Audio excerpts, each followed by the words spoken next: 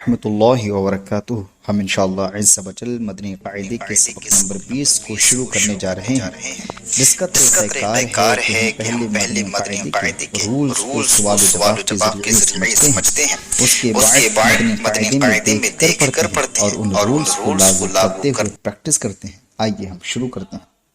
سوال نمبر 1، اظہار مطلق کسے کہتے ہیں؟ جواب، ان چار کلمات میں نون ساکن کے بعد حروف یرملون ایک کلمے میں آنے کی وجہ سے ادغام نہیں بلکہ اظہار مطلق ہوگا، اس لیے ان چار کلمات میں غنہ نہ کرے، جیسے دنیا، بنیان، صنوان، قنوان، یہ چار کلمات ہیں۔ سوال نمبر 2، سکتہ کسے کہتے ہیں؟ کتنے کلمات پر سکتہ واجب ہے؟ سکتہ کا حکم کیا ہے؟ جواب، آواز روک کر سانس لیے بغیر آگے پڑھنے کو سکتہ کہتے ہیں۔ چار کلمات پر سکتہ واجب ہے جن کو مدنی قاعدے میں پڑھیں گے۔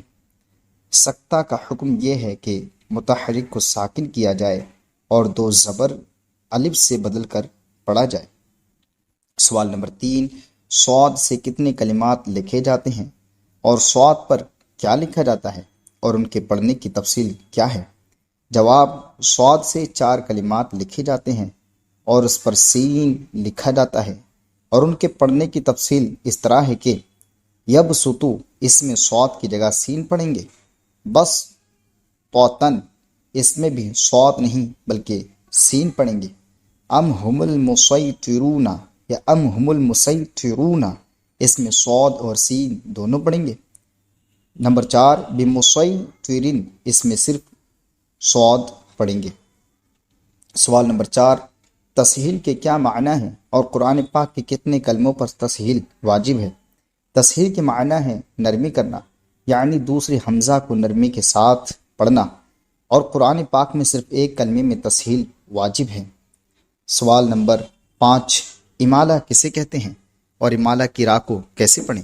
جواب، زبر کو زیر کی طرف اور الف کو یا کی طرف مائل کر کے پڑھنے کو امالہ کہتے ہیں، اور امالہ کی را اردو کے لفظ قطرے کی را کی طرح پڑھیں، یعنی ری نہیں بلکہ رے پڑھیں۔ سوال نمبر 6، بئس الاسم الفسوق، اس لفظ کو کیسے پڑھیں گے؟ جواب، اس کلمے میں لام سے پہلے اور لام کے بعد دونوں الف نہ پڑھیں بلکہ لام کو زیر دے کر پڑھیں۔ کا سبق نمبر 20 شروع کرتے ہیں۔ سبق نمبر 20، متفرق قواعد، یہ اس کا ٹاپک ہے۔ پہلا رول یہ ہے، دوسرا رول یہ ہے، تیسرا رول یہ ہے، چوتھا رول یہ ہے، اور اس رول کے فوراً بعد اس رول کے مطابق پریکٹیکل کر کے دکھایا ہے، تو اسی طریقے سے ہم پڑھتے جائیں گے۔ تو پہلا رول بیان ہو رہا ہے کہ اظہار مطلق ان چاروں کلمات میں اظہار مطلق ہوگا۔ وہ چاروں کلمات یہ ہیں، ایک دنیا ہے، ایک بنیان ہے، ایک صنوان ہے، ایک قنوان ہے۔ جیسا کہ سوال و جواب سے واضح ہو گیا تھا کہ اظہار مطلق ان میں ہوگا۔ اظہار مطلق کا مطلب یہ ہے کہ ان میں گنہ نہیں کریں گے، ان میں گنہ نہیں کریں گے، اس میں گنہ نہیں کریں گے، اس میں گنہ نہیں کریں گے، اس میں گنہ نہیں کریں گے، اس میں گنہ نہیں کریں گے، کیونکہ پہلے قاعدہ آپ دیکھیں کہ نون ساکن کے بعد یا رہا ہے، حالانکہ نون ساکن کے بعد یا ہے تو یا تو حروف یرملون میں سے ہے، تو یہاں پر ادغام ہونا چاہیے، گنہ ہونا چاہیے، لیکن یہاں پر گنہ نہیں ہوگا۔ یہاں پر بھی دیکھیں نون ساکن کے بعد یا رہا ہے، نون ساکن کے بعد یا حروف یرملون میں سے ہے یا، اور نون ساکن کے بعد یا جب آتی ہے تو ادغام گنہ ہوتا ہے، ادغام اور گنہ ہوتا ہے، لیکن یہاں پر بھی گنہ نہیں کریں گے۔ یہاں پر نون ساکن ہے، اس کے بعد واو آ رہا ہے، واو بھی حروف یرملون میں سے ہے، گنہ اور ادغام ہونا چاہیے، لیکن یہاں پر بھی نہیں ہوگا۔ نون ساکن کے بعد یہاں پر حروف یرملون سے واو آ رہا ہے، یہاں پر بھی ادغام ہونا چاہیے، لیکن یہاں پر بھی نہیں ہو رہا ہے۔ تو اس کا ریجن کیا ہے؟ ٹھیک ہے نا؟ تو اس کا ریجن یہ ہے کہ نون ساکن کے بعد جو یا آ رہا ہے، یہاں پر نون ساکن کے بعد جو یا آ رہا ہے، نون ساکن کے بعد جو یا آ رہا ہے، نون ساکن کے بعد واو آ رہا ہے، یہاں پر بھی نون ساکن کے بعد واو جو آ رہا ہے، یہ ایک ہی کلمے میں ہے، اور جب ایک ہی کلمے میں نون ساکن کے بعد حروف یرملون میں سے کوئی حرف آتا ہے تو ادغام نہیں ہوتا ہے، اظہار ہوتا ہے، کیونکہ آپ جو ہے پچھلے قاعدے میں جہاں پر نون ساکن اور تنوین کے بعد حروف یرملون میں سے کوئی تو اس لیے یہاں پر ادغام نہیں بلکہ اظہار ہوگا، کیونکہ نون ساکن کے بعد حروف یرملون میں سے جو بھی حرف آ رہا ہے یہاں پر وہ ایک ہی کلمہ میں ہے، ایک ہی کلمہ میں ہے، ایک ہی کلمہ میں ہے، اس طرح سے یہاں پر جو ہے اظہار مطلق ہوگا، یعنی گناہ نہیں کریں گے۔ سمجھ میں آ گیا ہوگا؟ یعنی اگر نون ساکن کے بعد حروف یرملونہ دوسرے کلمہ میں آتا تو ادغام ہوتا، لیکن یہاں پر نون ساکن کے بعد حروف یرملونہ میں سے جو حرف یا آ رہا ہے یا نون یا واو آ رہا ہے وہ ایک ہی کلمہ میں ہے۔ اگر دوسرے کلمہ میں ہوتا، کیونکہ سبق نمبر 14 میں آپ نے دیکھا ہے کہ جہاں پر ادغام کے بارے میں بتایا گیا ہے وہاں پر سب کے سب الگ الگ کلمے میں آ رہے ہیں، یعنی من الگ ہے نون ساکن، تو اس کے بعد یقول الگ آ رہا ہے، من یقول دونوں ملا کر کے ہوا، یعنی نون ساکن الگ ہے، یا دوسرے کلمہ میں آ رہا ہے یعنی نون ساکن الگ کلمہ میں ہے اور حروف یرملونہ میں سے حرف جو ہے وہ الگ کلمہ میں ہے، تو اس لیے وہاں پر ادغام ہو رہا تھا، لیکن یہاں پر جو ہے ایک ہی کلمہ میں آ رہے ہیں، اس لیے یہاں پر کیا ہوگا؟ اظہار مطلق ہوگا، یعنی گناہ نہیں کریں گے۔ یہی کہا اظہار مطلق وہ ہے ان چاروں کلمات میں، یعنی یہ چار کلمات جو ہیں ان چاروں کلمات میں نون ساکن کے بعد نون ساکن یہ ہے، یہ ہے، یہ ہے، یہ ہے، نون ساکن کے بعد حروف یرملونہ ایک کلمے میں آنے کی وجہ سے ادغام نہیں بلکہ اظہار مطلق ہوگا، یعنی ان چاروں کلمات میں گناہ نہیں کریں گے۔ سمجھ میں آ گیا ہوگا آپ کو؟ اور اب اس کو ہم پڑھنا بھی شروع کرتے ہیں، ہے نا؟ یہ رول کمپلیٹ ہوا تو اس کو ہم پڑھیں گے، تو یہاں پر ہم گناہ نہیں کریں گے، بغیر گناہ کے پڑھیں گے۔ دال، نون، دن، یا، الف زبر یا، دن یا، تو دن یعنی گناہ نہیں کریں گے، دن ایسے نہیں، دن یا، بلکہ بغیر ادغام کے بغیر گننے کے پڑھیں گے۔ با، نون پیش بن، یا الف زبر یا، بن یا، نون دو پیش نن، بن یا نن، صاد، نون زیر سن، واو الف زبر وا، یہاں پر بھی گناہ نہیں کریں گے، ادغام نہیں کریں گے، سن نہیں بولیں گے، سن وا، نون دو پیش نن، سن وا نن، اس طریقے سے پڑھنا ہے۔ قاف، نون زیر قن، واو الف زبر وا، قن وا، نون دو پیش نن، قن وا نن۔ تمہارا رول نمبر 1 اور اس کا پریکٹیکل عمل پورا ہوا۔ اب آگے کی طرف ہم چلتے ہیں۔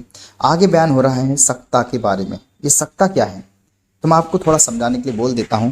جیسے کبھی کبھی ہم بات کرتے ہوتے ہیں اور بات کرتے کرتے اچانک سے خاموش ہو جاتے ہیں۔ جب اچانک سے ہم خاموش ہو جاتے ہیں اس کے بعد پھر بولنا شروع کر دیتے ہیں، تو اس درمیان، اس بیچ میں، اس ڈیوریشن میں ہم کیا کرتے ہیں؟ سانس نہیں لیتے ہیں۔ جیسے مثال طور پر زید گھر پر آیا، اب اچانک سے خاموش ہو گیا، یعنی کسی کو دیکھ کر خاموش ہو گئے۔ اب وہ جب آدمی جس کی وجہ سے ہم خاموش ہوئے تو وہ چلا گیا، تو ہم کہنے لگے پھر اس نے کھانا کھایا، زید گھر پر آیا، اس نے کھانا کھایا۔ تو یہ سانس بھی نہیں توڑی اور جملے کو ہم نے خاموش بھی کر دیا، اس کے بعد ہم نے پھر سے بولنا شروع کیا۔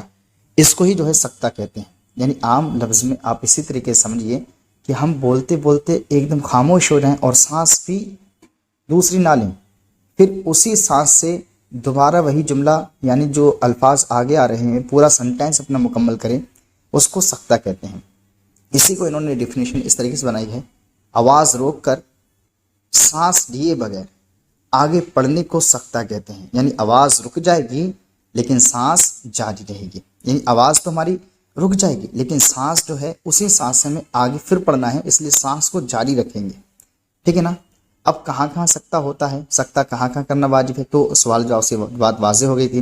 وہ 4 جگہ ہیں، ہم نے اس میں بتایا تھا سوال میں جواب میں کہ وہ 4 ہم چیزیں جو ہیں جن میں سکتہ واجب ہوتا ہے وہ ہم کہاں پڑھیں گے؟ مدنی قاعدے میں پڑھیں گے۔ تو دیکھیے مدنی قاعدے میں وہ چیزیں آ گئی ہیں۔ نمبر 1 یہ ہے، یہاں پر سکتہ ہوگا، من کے بعد راقن میں سکتہ ہوگا، کلا بل میں، بل کے بعد روانا میں سکتہ ہوگا، یعنی کلا بل روانا، اس طریقے سے پڑھیں گے، یعنی پہلے سانس روک دیں گے، وہ آواز روک دیں گے لیکن سانس کو نہیں روکیں گے، اسی سانس سے پھر رانا کو پڑھیں گے. جیسے مثال طور پر اس کو میں اگر اس جملے کو پڑھنا ہے کلا بل کو، تو اس طریقے سے پڑھیں گے کلا بل رانا، یعنی کلا بل ایک ہی سانس سے پڑھا، پھر اسی سانس کو جاری رکھتے ہوئے اور آواز کو روکتے ہوئے رانا کو پڑھ دیا. یعنی یہاں پر آواز تو ہم نے ختم کر دی کلا بل رانا، لیکن سانس ہماری وہی جاری رہی.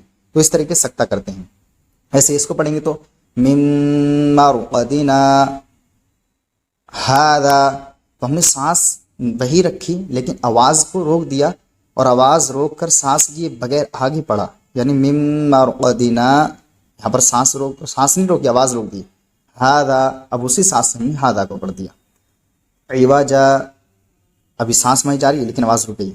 قیما، تو اسی سانس کو یعنی وہی سانس ہم نے لیتے ہوئے آگے پڑھ دیا لیکن آواز کو روک دیا. اسی کو سکتہ بولتے ہیں کہ آواز تو رک جائے گی لیکن وہ سانس جو ہے آپ کی جاری رہے گی، پھر اسی سانس سے آپ وہ آگے والا لفظ بھی پڑھ دینا ہے. اسی کو سکتہ وہ بول رہے ہیں. ڈیفینیشن دیکھیے آپ پھر سے. سکتہ کسے کہتے ہیں بتا رہے ہیں. سکتہ آواز روک کر سانس لیے بغیر آگے پڑھنے کو سکتہ کہتے ہیں. یعنی آواز رک جائے اور سانس جاری رہے. ان چار کلمات میں سکتہ واجب ہے، جو میں نے آپ کو بتا دیے. ایک یہ، ایک یہ، ایک یہ، ایک یہ، ان چار کلمات میں سکتہ واجب ہے. اب سکتہ کا حکم کیا ہے؟ یعنی سکتہ جب کریں گے تو کیا چیز بدلے گی، کیا چیز نہیں بدلے گی. وہاں پر دو زبر ہوں گے تو کس سے بدلیں گے، ساکن ہوں گے تو کیسے پڑھیں گے. تو کہہ رہے ہیں سکتہ کا حکم یہ ہے کہ متحرک کو ساکن کر دیں گے اور دو زبر کو الف سے بدل دیں گے. جیسے مثال کے طور پر آپ یہاں پر دیکھیں، میں آپ کو ایک مثال دیتا ہوں. یہاں پر انہوں نے بتایا دو زبر کو الف سے بدل دیں گے. اب یہاں پر جب ہم سکتہ کریں گے، جیم پر کیا ہے، دو زبر ہیں. جب یہاں پر ہم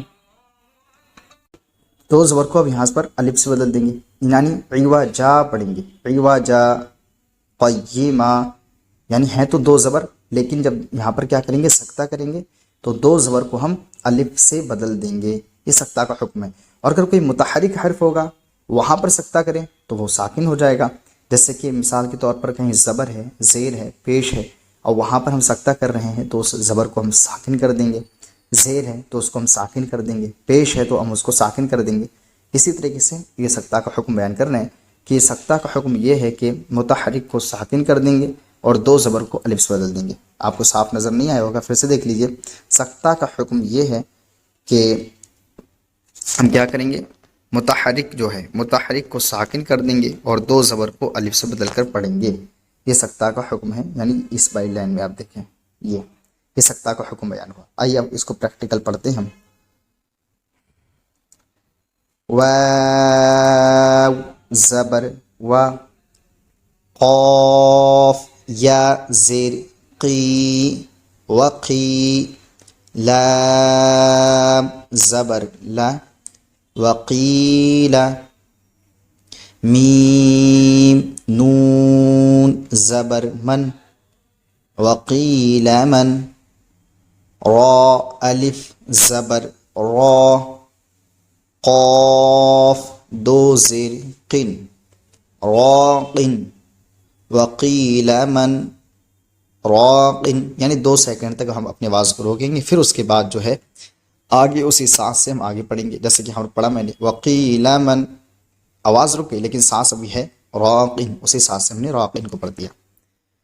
کاف لام زبر کل، لام الف زبر لا کلا، با لام زبر بل کلا بل، را الف زبر را، نون زبر نا رانا، کلا بل رانا.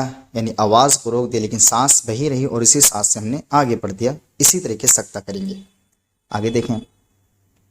میم نون میم زیر میم، یہاں پر نون ساکن کے بعد حرف یرملون آ گیا میم، یعنی حروف یرملون میں سے میم آ گیا تو یہاں پر اس لیے ادغام ہوگا.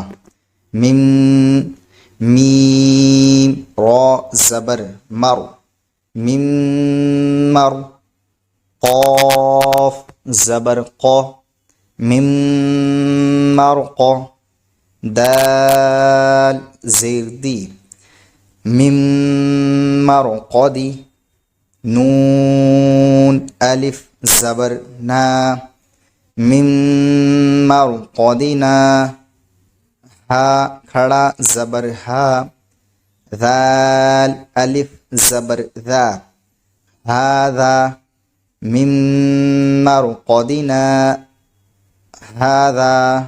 تو اسی سانس سے ہم نے جو ہے آگے والے لفظ ہاذا پڑھ دیا. تو اسی طریقے سے سکتہ کریں گے.